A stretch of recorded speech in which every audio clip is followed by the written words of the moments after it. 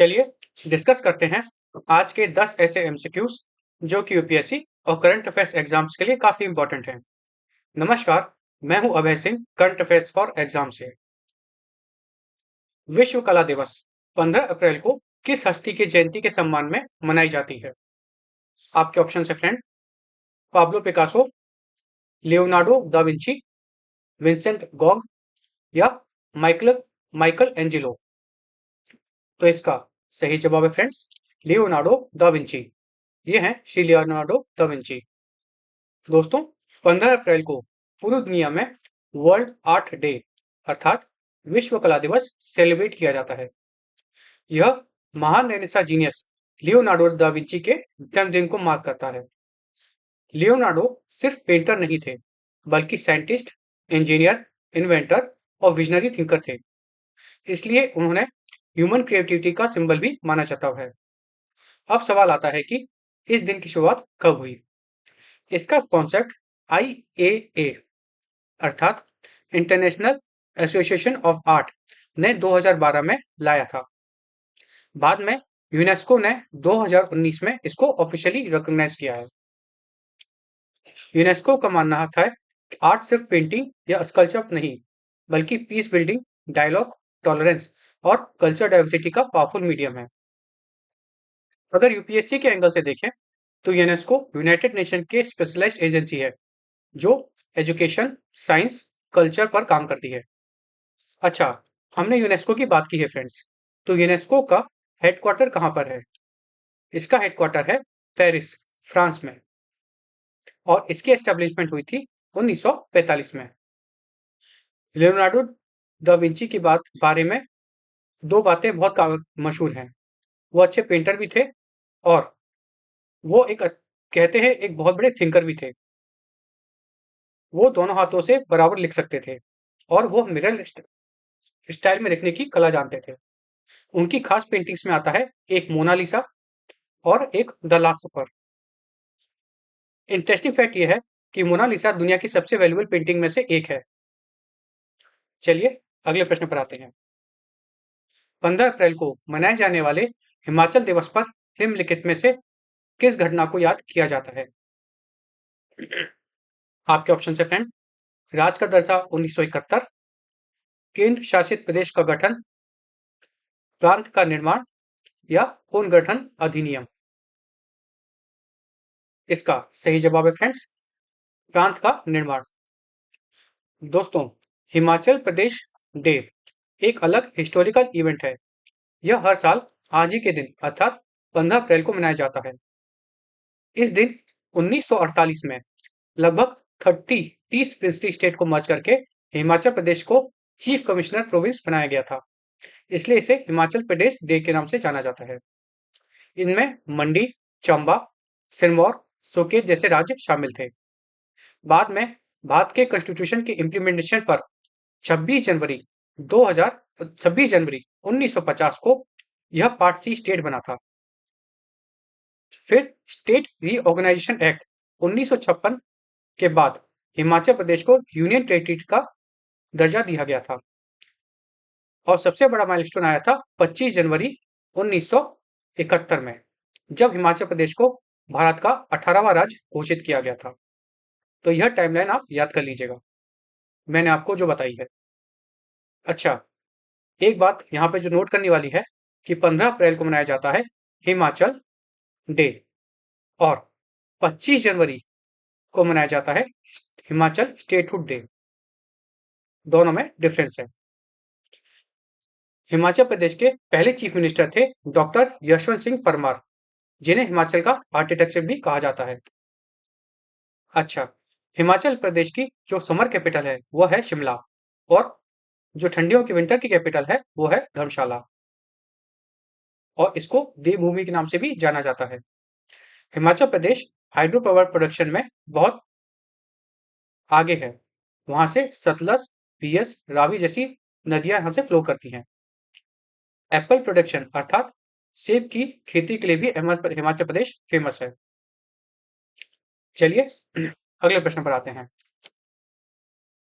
निम्नलिखित में से किस राज्य ने अप्रैल 2026 में नोएडा में श्रमिकों के विरोध प्रदर्शन के बाद अंतरिम न्यूनतम वेतन वृद्धि की घोषणा की है? आपके ऑप्शन है फ्रेंड, उत्तर प्रदेश, हरियाणा, राजस्थान या फिर पंजाब। इसका सही जवाब है फ्रेंड्स, उत्तर प्रदेश। दोस्तों, अप्रैल 2026 में उत्तर प्रदेश सरकार ने मिनिमम वेज रिवाइज किया है और ये काफी इंपॉर्टेंट है लेबर इकोनॉमी न्यूज बनी, काफी इंपॉर्टेंट है लेबर इकोनॉमी के हिसाब से। यह डिसीजन नोएडा और इंडस्ट्रियल बेल्ट में वायलेंट वर्कर प्रोटेस्ट के बाद लिया गया है। इसका सबसे बड़ा इम्पैक्ट देखा गया था नोएडा गाजियाबाद रीजन में। डिवाइस वेजेस जो हुए हैं वो हुए हैं अनस्किल्ड वर्कर्स जो होते हैं फ्रेंड्स। अनस्किल्ड जो होते हैं उनको 11,313 से बढ़ाकर 13,690 रुपए उनका वेज किया गया है।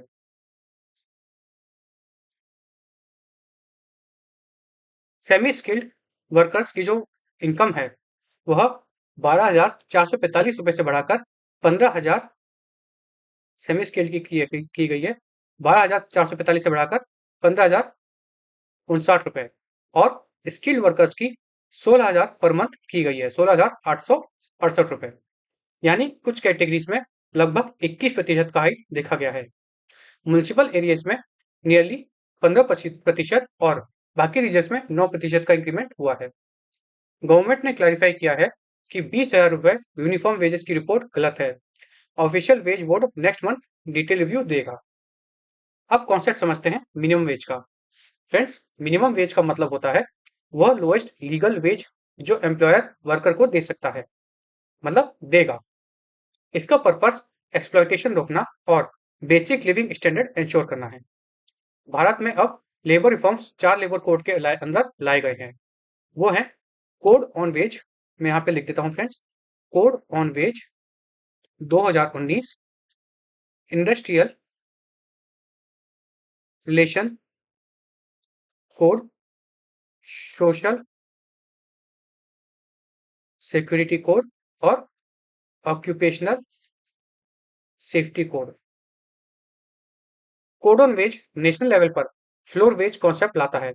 स्टेट इससे कम वेज सेट नहीं कर सकते हैं फ्रेंड्स। चलिए अब अगले प्रश्न पर आते हैं। निम्नलिखित में से किस देश ने ऊर्जा, व्यापार और रणनीतिक सहयोग पर केंद्रित भारत के साथ विदेश कार्यालय परामर्श के 7वें दौर की मेजबानी हाल ही में की है? आपके ऑप्शन हैं फ्रेंड्स, मोरक्को, मिस्र, टूनिशिया या अल्जीरिया। इसका सही जवाब है फ्रेंड्स, अल्जीरिया। दोस्तों, हाल ही में भारत और अल्जीरिया के बीच 7वीं फॉरेन ऑफिस कंसल्टेशन मीटिंग हुई है। ये कहाँ हुई थी? अल्जीरिया की राजधानी अल्जायस में। ये डिप्लोमेसी का फॉर्मल मैकेनिज्म होता है जहां दोनों देश फॉरेन पॉलिसी और कोऑपरेशन एरिया डिस्कस करते हैं। इसमें मेन सेक्टर है एनर्जी, ट्रेड, डिफेंस और स्पेस कोऑपरेशन। हाल ही में करंट बायलैटरल ट्रेड लगभग भारत और अल्जीरिया के बीच 1.7 बिलियन डॉलर के करीब है। अच्छा, अब अल्जीरिया के बारे में जानते हैं। फ्रेंड्स, अल्जीरिया अफ्रीका का सबसे बड़ा कंट्री है लैंड एरिया के हिसाब से, खासकर सूडान के पार्टीशन के बाद। यह नॉर्थ अफ्रीका के मागरेब रीजन में आता है। अच्छा, अल्जीरिया के बॉर्डर्स है तुनिशिया, लीबिया, नाइजर, माली, मोरेना, वेस्टर्न सहारा और मोरक्को के साथ। नॉर्थ में मेडिटेरियन सी कोस्टलाइन होने के कारण यहाँ ट्रेड और स्ट्रेटेजिक कनेक्टिविटी स्ट्रॉन्ग है। अल्जीरिया में माउंटेन सिस्टम जो है वह एटलस माउंटेन है और उसकी हाईएस्ट पीक है माउंट तहत। अल्जीरिया ऑयल और नेचुरल गैस एक्सपोर्ट पर हेविली डिपेंड करता है। यूरोप के लिए गैस सप्लाई के रूप में इसकी इंपॉर्टेंस काफी है, बहुत ज्यादा है बल्कि, खासकर जब से रशिया और यूक्रेन का कॉन्फ्लिक्ट शुरू हुआ है। चलिए अगले प्रश्न पर आते हैं। 2026 में ऑस्ट्रेलियाई सेना के प्रमुख के रूप में किसे नियुक्त किया गया है? आपके ऑप्शन है फ्रेंड, सुशांत कोयले, जूलिया गिलार्ड, मार्क हेमंड या साइमन स्टुअर्ट। तो इसका सही जवाब है फ्रेंड्स, सुशांत कोयल। ये है सुशांत कोयल। दोस्तों, ऑस्ट्रेलिया ने हाल ही में एक हिस्ट्री क्रिएट की जब सुशांत कोयले को ऑस्ट्रेलियन आर्मी का पहला फीमेल चीफ अपॉइंट किया गया है। यह अपॉइंटमेंट जुलाई 2026 से इफेक्टिव होगी। 125 साल की हिस्ट्री में पहली बार किसी वुमेन को आर्मी लीडरशिप दी गई है और वो जगह लेंगी सैमन स्टुअर्ट की। चलिए अगले प्रश्न पर आते हैं। निम्नलिखित में से कौन सा संगठन पार्टियों के सम्मेलन COP अर्थात कॉन्फ्रेंस ऑफ पार्टीज जलवायु शिखर सम्मेलन का संचालन करता है? आपके ऑप्शन हैं फ्रेंड, UNEP, UNFCCC, IPCC या फिर UNDP। इसका सही जवाब है फ्रेंड्स UNFCCC। दोस्तों, इस बारे में हम क्यों पढ़ रहे हैं मैं आपको बताता हूं। क्लाइमेट डिप्लोमेसी से जुड़ी एक बहुत ही इंपॉर्टेंट डेवलपमेंट अभी हाल ही में सामने आई है, जब भारत ने 2028 के कॉप 33 समिट को होस्ट करने का जो अपनी बिड थी उससे विड्रॉ किया है। मतलब भारत ने बिड दी थी कि कॉप 33 भारत में आयोजित होगा। बाद में भारत ने, और ये 2028 में होने वाला था, बाद में भारत ने इस बिड से विड्रॉ कर लिया है। भारत के विड्रॉ करने के बाद अब साउथ कोरिया को इसका स्ट्रॉन्ग कंटेंडर माना जाता है। यह डिसीजन हाल ही में अप्रैल 2026 को UNFCCC एशिया पैसिफिक ग्रुप को कम्युनिकेट किया गया है भारत के द्वारा। अब हम समझते हैं ये कॉप क्या होता है, कॉन्फ्रेंस ऑफ पार्टीज। फ्रेंड्स, यह UNFCCC अर्थात United nation framework convention on climate change का हाईएस्ट डिसीजन मेकिंग फोरम है। यहाँ दुनिया के लगभग सभी कंट्रीज क्लाइमेट चेंज पर नेगोशिएशन करते हैं। UNFCCC जो है फ्रेंड्स, ये अडॉप्ट हुआ था 1992 में, कहा रियो अर्थ समिट के दौरान, और ये एनफोर्स में आया था 1994 में। कॉप का इंपॉर्टेंस क्या है फ्रेंड्स? यह ग्लोबल क्लाइमेट नेगोशिएशन में मदद करता है। कार्बन एमिशन जो होते हैं उनको रिड्यूस करने में मदद करता है। क्लाइमेट के जो विपरीत प्रभाव है उसके खिलाफ लड़ाई लड़ने के लिए जो फाइनेंस चाहिए उसमें मदद करता है। लॉस एंड डैमेज फंड की भी घोषणा करता है। साथ में पेरिस एग्रीमेंट इम्प्लीमेंटेशन की भी घोषणा करता है। कॉप जो होस्टिंग होती है फ्रेंड्स, वह रोटेशनल बेसिस पे होती है 5 UN रीजनल ग्रुप्स में। ये 5 UN रीजनल ग्रुप्स कौन से हैं फ्रेंड्स? ये हैं Africa, Asia Pacific, Eastern Europe, Latin America and Caribbean और Western Europe. Bharat Asia Pacific group में आता है। अच्छा, आगे आने वाली कॉप टाइमलाइन क्या है? कॉप 30 होगा फ्रेंड्स ब्राजील में, कॉप 31 ऑस्ट्रेलिया या तुर्की में, कॉप 32 होगा इथियोपिया में, और कॉप 33 से तो भारत ने अभी हाल ही में विड्रॉ किया है, जिसके बाद साउथ कोरिया का नंबर सबसे ज्यादा स्ट्रॉन्ग माना जा रहा है। अच्छा, इससे पहले भारत ने होस्ट किया था कॉप का जो समिट, वो 2002 में। कब? 2002 में। कहाँ किया था? नई दिल्ली में किया था, और ये था कॉप 8। ये आप याद कर लीजिए फ्रेंड्स, क्वेश्चन इससे बहुत आएंगे सकते हैं। फ्रेंड्स, भारत क्लाइमेट के मामले में एक लीडरशिप निभा रहा है। भारत ने नेट जीरो टारगेट सेट किया है अपना 2070 तक। अच्छा, हम पेरिस एग्रीमेंट की बात की है तो ये को बात बता दूं, पेरिस एग्रीमेंट हुआ था फ्रेंड्स 2015 में। चलिए अगले प्रश्न पर आते हैं। UTORNL governor chair for quantum devices के पद पर किसे नियुक्त किया गया है? आपके ऑप्शन है फ्रेंड, दीप जरीवाला, सुंदर पिचाई, सत्या नडेला या अरविंद कृष्णा। इसका सही जवाब है फ्रेंड्स दीप जरीवाला। ये है श्री दीप जरीवाला। 8 अप्रैल 2026 को इस prestigious US scientific appointment announce किया गया था, जहां पे दीप जरीवाला को गवर्नर चेयर पोजीशन दी गई है। वह उनकी ज्वाइनिंग जनवरी 2027 से होगी। चलिए अगले प्रश्न पर आते हैं। निम्नलिखित में से किस योजना का उद्देश्य किसी क्षेत्र में महिला स्वयं सतहु समूह अर्थात सेल्फ हेल्प ग्रुप को ड्रोन पायलट के रूप में प्रशिक्षित करना है? आपके ऑप्शन है फ्रेंड, PMFBY, PMKSY, NRLM या NDDY। तो इसका सही जवाब है फ्रेंड्स NDDY अर्थात नमो ड्रोन दीदी योजना। ये मैं लिख देता हूं यहाँ पे फ्रेंड्स, नमो ड्रोन दीदी योजना। भारत में फ्रेंड्स वुमेन एम्पावरमेंट और एग्रीटेक को कंबाइन करने के लिए लॉन्च हुई है नमो ड्रोन दीदी योजना। यह एक सेंट्रल सेक्टर स्कीम है जो वुमेन सेल्फ हेल्प ग्रुप्स को ड्रोन टेक्नोलॉजी से एम्पावर करती है। इस स्कीम का इम्प्लीमेंटेशन DAY-NRLM अर्थात दीनदयाल अंत्योदय योजना नेशनल रूरल लाइवलीहुड मिशन के अंतर्गत किया जा रहा है।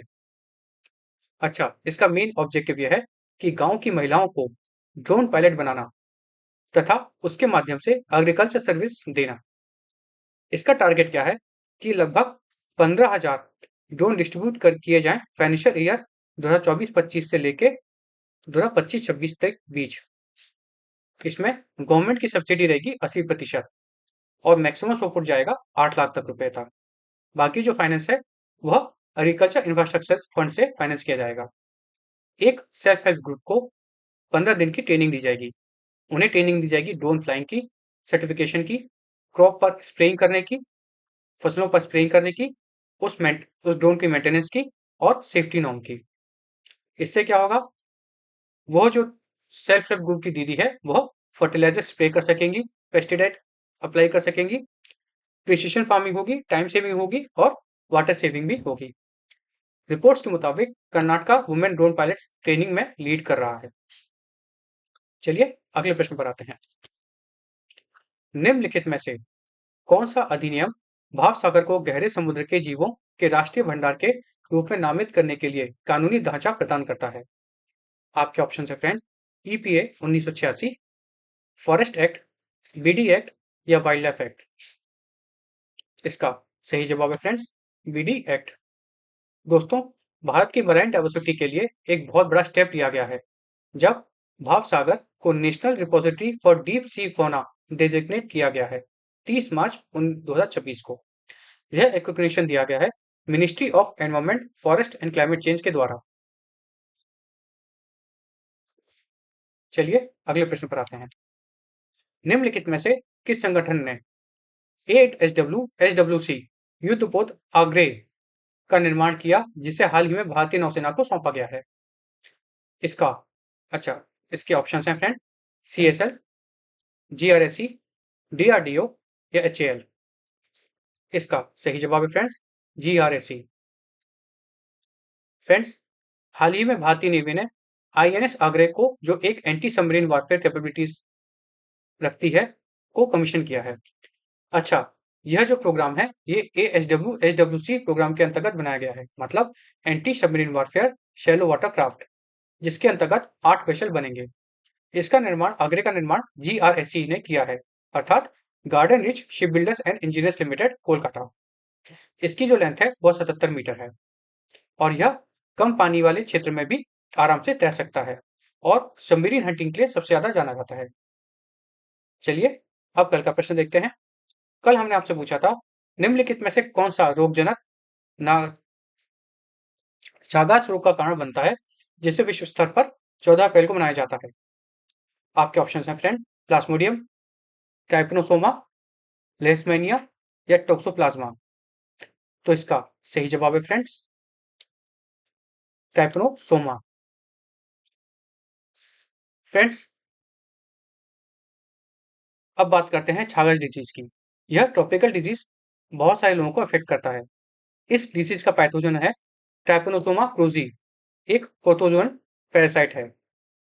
इसे पहली बार 1909 में ब्राजीलियन साइंटिस्ट कार्लोस छागास ने आइडेंटिफाई किया था और उन्हीं के नाम पर यह छागास पड़ा है। चलिए अब कल का प्रश्न देखते हैं। कल का हमारा आपसे प्रश्न है, निम्नलिखित में से किस मछली प्रजाति का जीवाश्म भारत में पहली बार शिवालिक क्षेत्र में दर्ज किया गया है? आपके ऑप्शन है फ्रेंड, तिलापिया, गोरामी, रोहू या कैटफिश। इसका जवाब आपको कमेंट सेक्शन में देना है फ्रेंड्स। अगर आपको आज का सेशन फ्रूटफुल और इन्फॉर्मेटिव लगा तो लाइक शेयर सब्सक्राइब अवश्य कीजिएगा। धन्यवाद। जय हिंद, जय भारत।